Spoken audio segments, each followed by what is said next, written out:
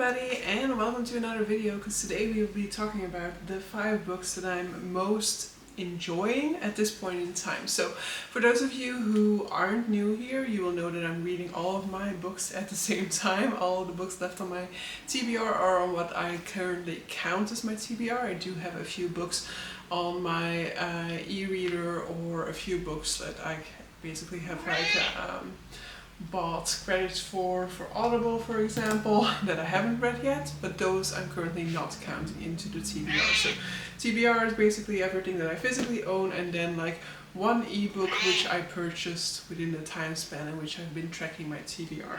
And so I am currently doing a project that you can also find the videos for on my channel, which is called Every Book All at Once, in which I read all of my books at the same time. And the idea behind that was kind of that I would find out what sort of like the books were that were like calling to me, and as a consequence I would like kind of prioritize those, get through those quickly, and then move on to a next set of books. And so I won't necessarily say that that has fully, like, I'm just gonna change the alignment, it's a little bit too head on. Yeah, probably better like that in any case. So I wouldn't say that I've really stuck with that, because I have had sort of like weekly goals that have kind of gotten in the way of that, and then I've also had a tendency to make sure that I was progressing most of these books along the way, so that I wasn't necessarily doing that. But I would definitely say that some of the books that were like the biggest successes have just been finished, and so I wanted to talk about like what is currently like the most exciting on there. Like, now that the Will of the Many is gone, now that the Silver Blood Promise is gone, what is currently pulling my attention?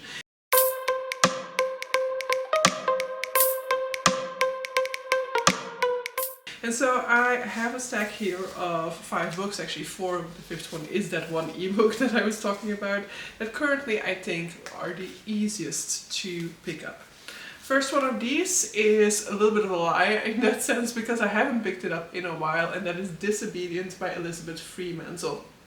The reason why I am still including it is that I feel like the moment that I'm gonna pick this one back up, I am gonna be like really flying through this one again. It's a really easy read for me. So this is a book, it's a historical fiction about Artemisia Gentileschi, who is an Italian painter from the 17th century, and I've already read a book about her, which was a fantasy version of her life story, which is called... Good question. It is by Nicole Jarvis, and I cannot think of the title right now, and Buffy is blocking it from view from me. So I'll have the cover over on the screen for you guys. Oh yeah, move.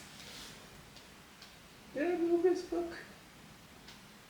Seems like I moved this book, because it was there all the time. So, well, my screen will just have to tell you the title for that one. And that was a fantasy version of the life story of Artemisia Gentileschi. And so when I was reading that one, I was also looking at some of her paintings, and I got really interested in this woman.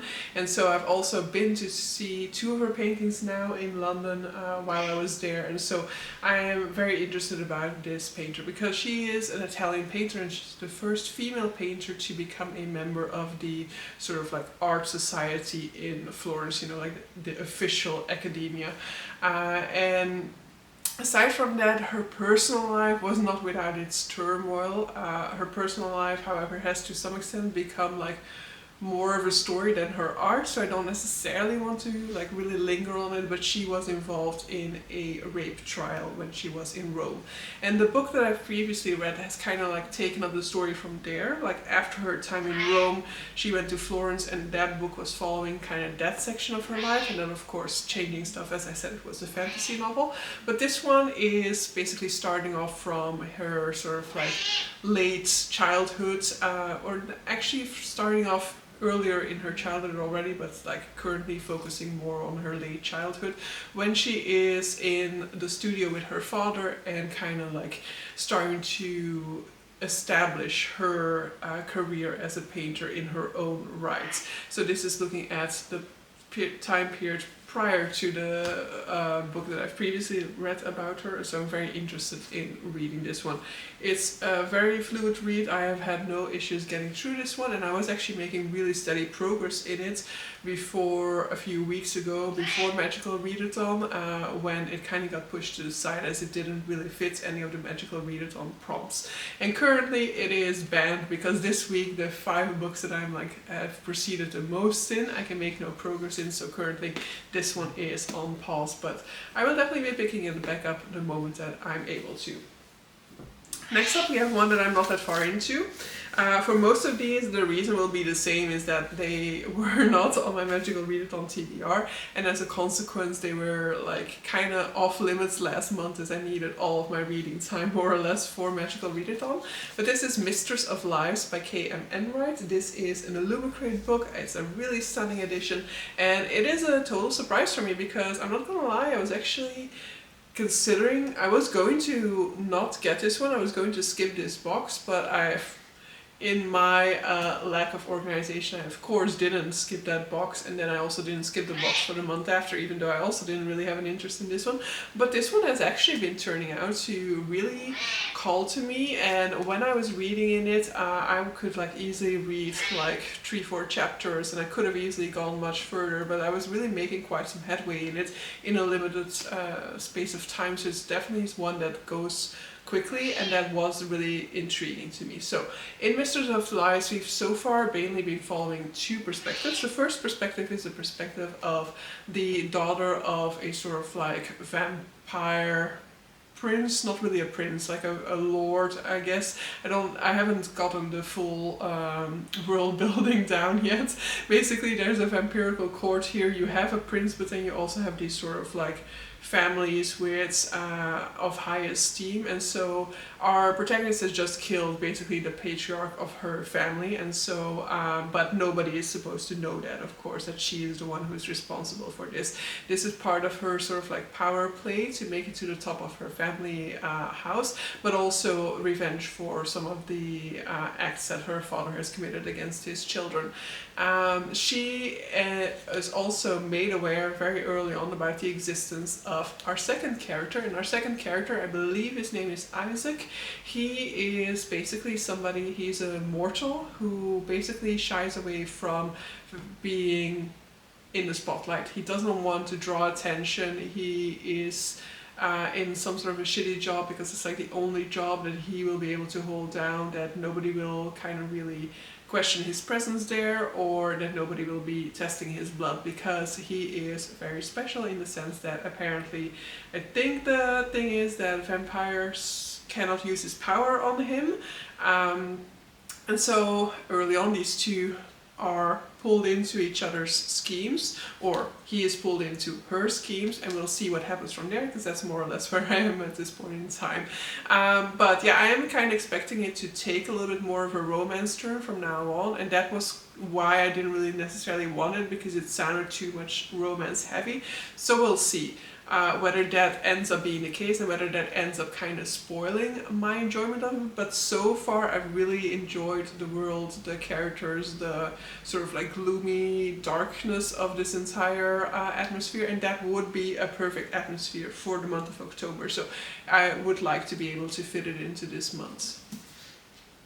Next up, let's talk about the ebook before I forget about it, and that is my current priority read, and that is Kushiel's Mercy by Jacqueline Carey. I won't be able to tell you much about this specific book because it's the 3rd book in a 2nd trilogy. So the Kushiel universe consists of 3 trilogies, the Phaedra trilogy, the Imriel trilogy, and the Nama trilogy, let's call it like that.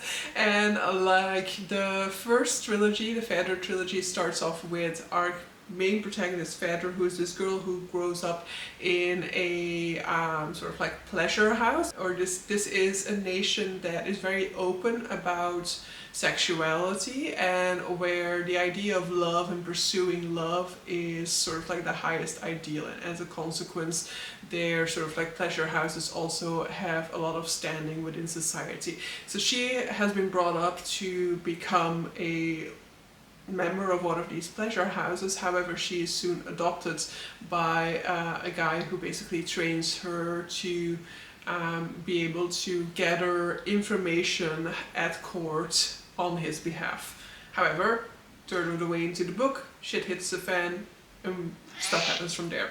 And that's basically sort of like what happens with all of these books. I don't feel like it happened as much in the first two books in the second trilogy, but for me it's always kind of been like, okay, a very slow setup, then I'm like fully sucked in at the shit hits the fan moment, and then I kind of lose interest and steam with it a little bit towards the end. But so at this point in time, we've just had the shit hit the fan moment, so I'm really eager to continue and read on with the adventures of our protagonist in this particular book, especially also since, as I indicated, the first two books in these trilogies had that less for me, but I do also feel like the first two books in this trilogy they did a really good job at establishing relationships and establishing characters, to the extent that with what has happened now, I am very much invested in seeing things put to rights.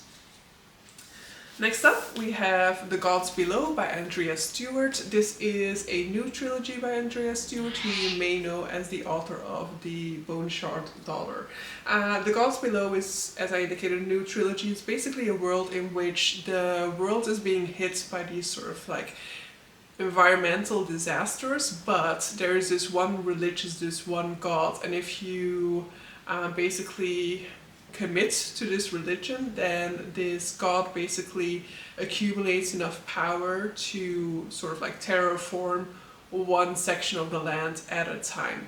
And our protagonist and her sister, so they're both protagonists, I feel like one I've had a little bit more page count in than the other, but I do believe it'll be continuing by reading about both of these. So we have two protagonists, they are sisters, and they are basically left alone. Their mother has abandoned them, and they are basically just like trying to survive in a harsh environment. And then one day they wake up and it seems that the region that they're currently in is going to be the next one to be terraformed. And when this happens, like a big part of the people in that region will end up dying. So and the ones who are left behind will go through a big change. So it isn't necessarily a great thing. So they are trying to cross the border into the next and final part of this world that hasn't been terraformed yet, in order to escape this fate. I'm really enjoying this one a whole lot. I wish I had like more time to dedicate to it, and I hope that will happen in the month of October. I am also taking part in a readathon in October. I'm taking part in Spookoplathon, and so I'm rolling as I go. So that means that, you know, I might also not have the time for it, because it might not be something that fits with one of these roles. But I think that it'll, as I'm always rolling only just one thing at the same time, it means that maybe I'll have more time to pick up some of these other things throughout the month, and then maybe I won't get to as many roles as a consequence, but at least I'll be reading a lot of things that I want to be picking up at this point in time. So yeah, I'm about 100 pages, no, not even, I'm 58 pages into this one, and I wish I was further along already. And then the final book that I'm going to be mentioning here is Your Blood, My Bones by Kelly Andrew, which would also be a perfect book for this time of year. So Kelly Andrew is an author who I was introduced to through Illumicrate, through I think probably their October book from like 2 years ago, I think, at this point in time. Which was called The Whispering Dark. And so that one also had a little bit of an eerie, gloomy, sort of like perfect for October type of vibe. But this one I feel like has it even more. So in this one we are looking at a girl who, or like a woman at this point in time, who returns to her childhood home after her father passes away. And she kind of is also reflecting back on the childhood friendship that she shared with two boys there earlier in her life, before her mother kind of dragged her away from those circumstances. And the circumstances are a little bit mysterious. We're uncovering more of them as we go along into the book, but it seems to be somewhat of a cult-like type situation that was going on there. And when she returns to the home, she also finds one of these two childhood friends kind of strung up by a tree in the basement, still alive. And it seems like this guy actually is an immortal, and what I'm sort of gathering is that they were doing some sort of like sacrifices with him to appease a creature that is lurking in the neighborhood. So perfect October Halloween vibes, so would be perfect to prioritize for this month. And another one that, you know, I had to like make progress in a few weeks back, and the hour or so that I spent reading it, I was just like really invested in going through a lot at one point. So I feel like this would also be another one that I can get through really quickly once I settle down and take the time for it. So it would be another one that I'm hoping to get to soon, which is of course the conclusion of this. If these are the 5 books that I'm most enjoying at this point in time, then obviously it's the 5 books that I want to be spending most time with at the moment. So